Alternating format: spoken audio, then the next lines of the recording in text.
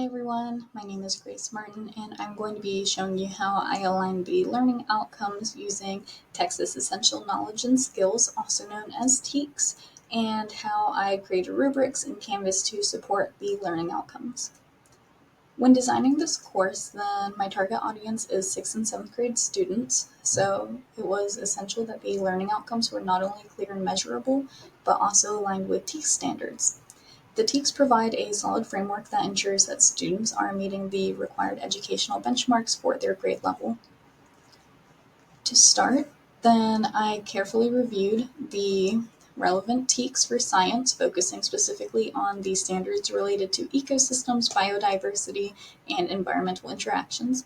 This guided the creation of the course's learning outcomes, which are designed to help students develop a deep understanding of both terrestrial and aquatic ecosystems.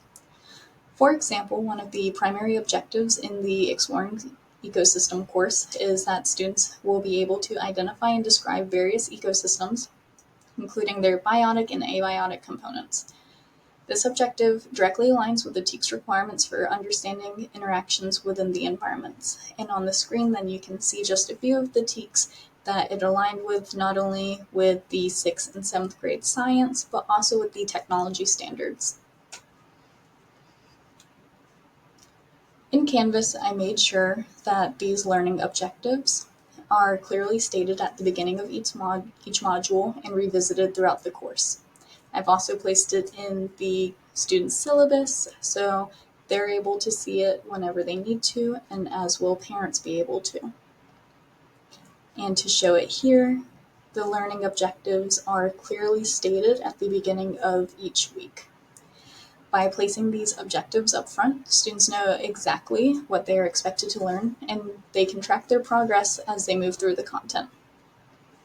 Now I'm going to be talking about rubrics.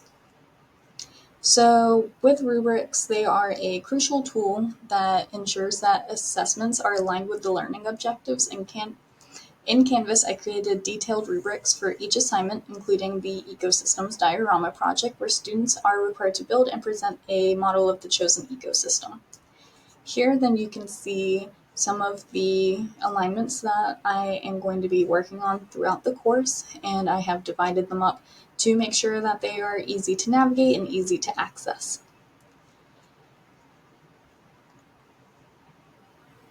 When designing these rubrics, I made sure that each criterion was directly linked to the learning outcome outlined by TEKS. For example, the rubric that is for the diorama project includes criterion for understanding and accurately representing the biotic and abiotic components of the ecosystem, as well as the student's ability to explain the interactions within that ecosystem.